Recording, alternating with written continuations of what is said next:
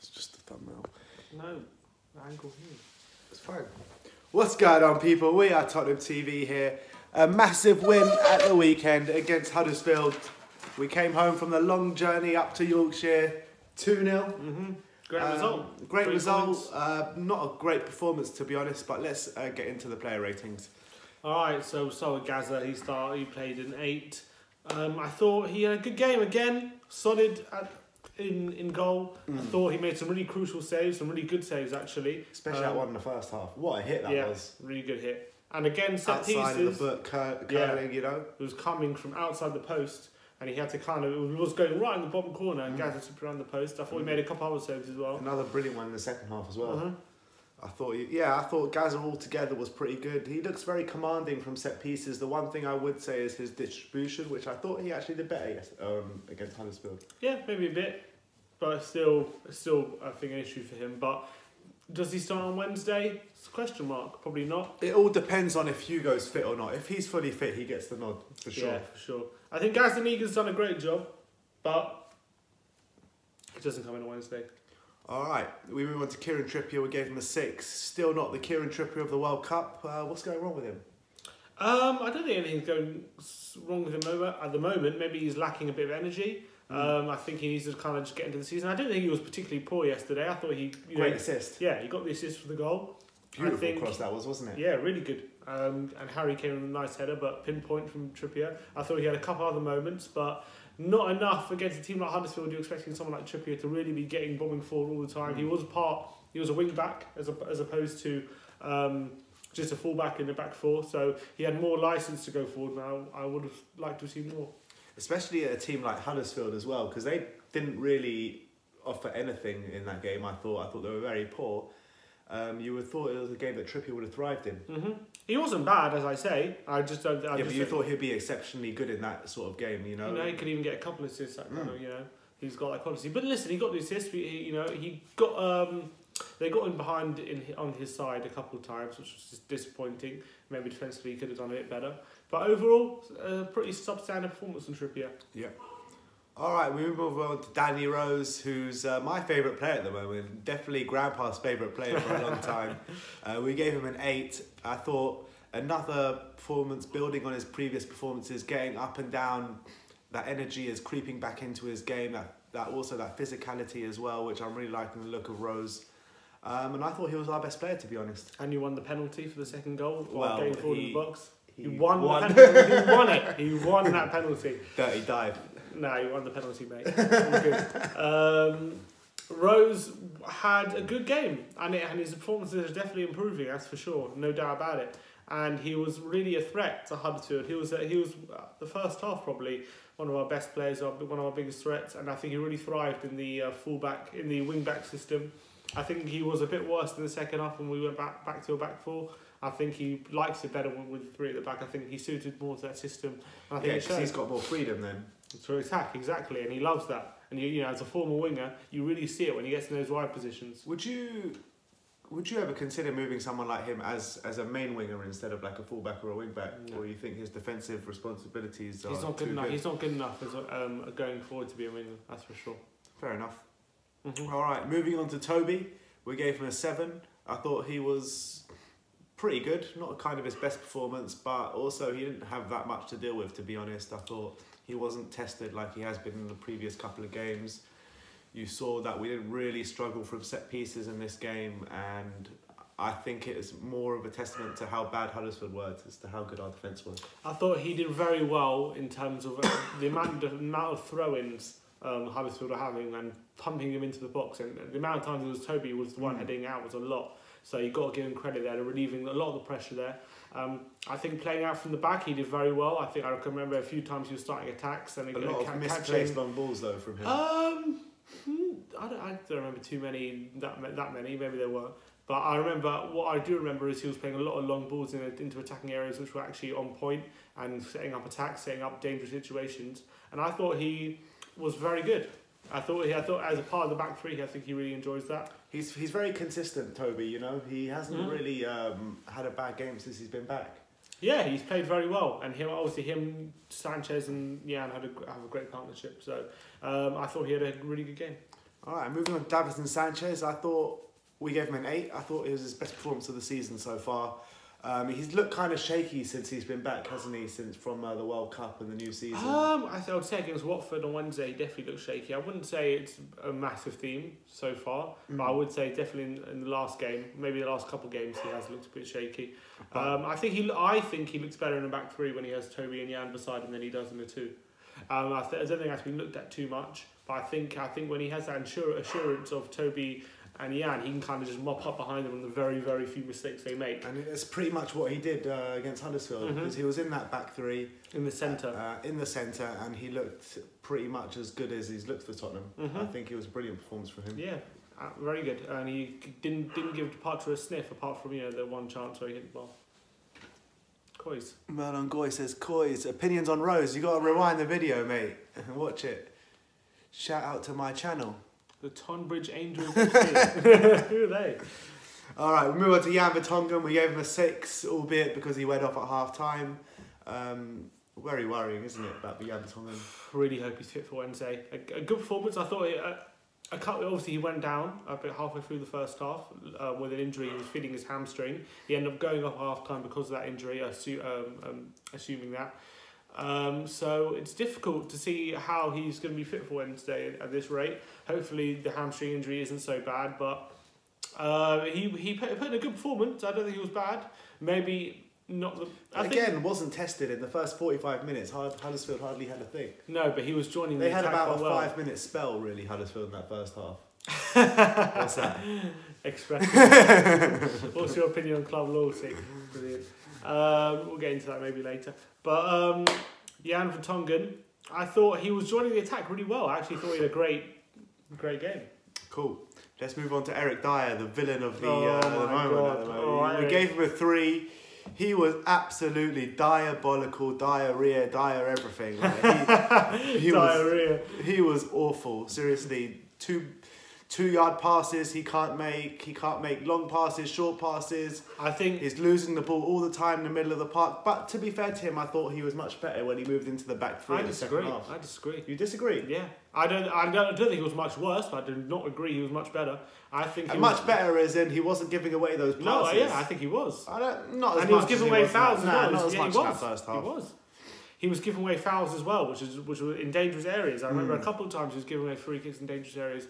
And I think he actually didn't look comfortable. He played on the left side of the three. He's usually either on the right or the centre. And I think he didn't look comfortable there. I think he was always on his right foot, and he didn't want to use his left foot to clear the ball or pass the ball, which left him with one good foot to use in that position. And he struggled quite a bit to adjust to that. And I felt just the whole day he was sloppy, he was sluggish, he was giving away easy passes, and he was putting us under pressure on a lot of times. And I think that his performances have been getting progressively worse. It's kind of culminated into this shit show of performance, I would say. I was about to say, I've dug out Dier a lot of times in this past, 6-7 months, but this was probably the worst of the lot. It really is. Especially in that first half, I thought he was absolutely dreadful. Mm-hmm. Diabolical. Yeah. That's it for Dier. So really, mate, you got to improve. And at the moment, Wanyama's got to get in there. Idiots. You're an idiot, mate. Move on to Dembele. We gave him a 6. Not kind of the controlling performance of Dembele that we've seen, but I don't know about that. I thought it was alright. I think it's alright, but he was not like the Dembele like we've seen in the last couple of weeks. Yeah, Huddersfield pressed him quite high. I guess he did struggle to dominate the game. But we actually had less possession than Huddersfield. Did we? Time. Yeah, I think so. I felt he lost the ball a couple of times in that middle of the park. Yeah, but I think the way we played, I think it wasn't a terrible thing that we didn't have to keep possession so much, because Huddersfield actually came onto us quite a bit. Ben and Simeon in the midfield pivot. Huddersfield actually came onto us quite a bit, so they left a lot of space in behind, so we didn't actually have to keep passing it around and try and break them down. All we had to do was find the right pass at the right moment over the top and in behind, and we saw that how much space they were leaving in behind and how many times we were getting there. So do you think that's why they took off Dembele, because he wasn't really needed in that game? Maybe we'll tune it up. Maybe to save him for Wednesday. Maybe that's part of it. Maybe it was a precautionary issue. I'm not really sure. I'm not sure what Pochettino said, but I don't think he wasn't needed in that second half. What's he say? Get that expression said something. Get them noses in the box too can hat trick my G's. Where is the third Tuchel today? I don't know where he is. He's gone missing. Alright, moving on to Heung-min Son, we gave him a 6. I thought kind of because he didn't have too much space, and I think it goes for Lucas as well, he kind of didn't do too well. I disagree. Son was... I disagree. I'm not disagreeing that he didn't do well. I disagree that he didn't have space. He had space. And I don't think that was the reason. I think he was wasteful. Just as I'll go on to Lucas later, but it was kind of like Lucas and Son had a pretty much identical game, to be honest. Yeah, getting in good positions, doing really well to get in those positions, getting to the final third, and once getting to the final third, just not picking the right option and being really wasteful. It was really frustrating because Huddersfield were there for the taking. They actually came onto us. They played into our hands. We could have won 6-7-0. They played into our hands, Huddersfield, and they didn't. And Son and Lucas just didn't exploit. I think Lucas is more culpable, but I think Son as well was very wasteful. For me, they need to be more sharp in the final third because they seem to be doing everything right outside that final third, and then when they get into it, they're just not sharp enough. To be fair to Son though, great little pass for the penalty to Rose to get him in. So you got to give him props there. But other than that, he was just too wasteful. And that brings on to Lucas, who also gave a 6. I actually think in terms of his build-up play and in terms of actually getting to the positions, he was more impressive than Son. But I actually think he was more culpable that he actually got into more dangerous positions than Son did, and it was even more wasteful. Well, you can see it because Lucas should have scored about 2 goals. Yeah, it was ridiculous. Yeah. And to be fair, their build-up play between them was quite good. We were playing some... The true one. Thanks for the views, man. We really appreciate it. We were playing... Legend. We were playing some quite good football. Yeah. I thought, like, between them, him and Lucas were playing quite well together. And we got in behind the Huddersfield defence quite often. It's just we didn't have that quality to finish the game off in this instance, and we were very wasteful. And the truth is that if Huddersfield would have got a goal back, they could have been back in that game because they put a bit of pressure on us splitting the game.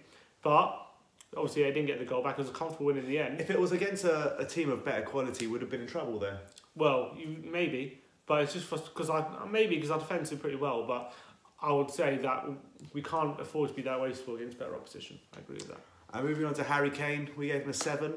You know what? It was a weird one because as soon as I came out of the ground, I was like, Kane didn't have a good game.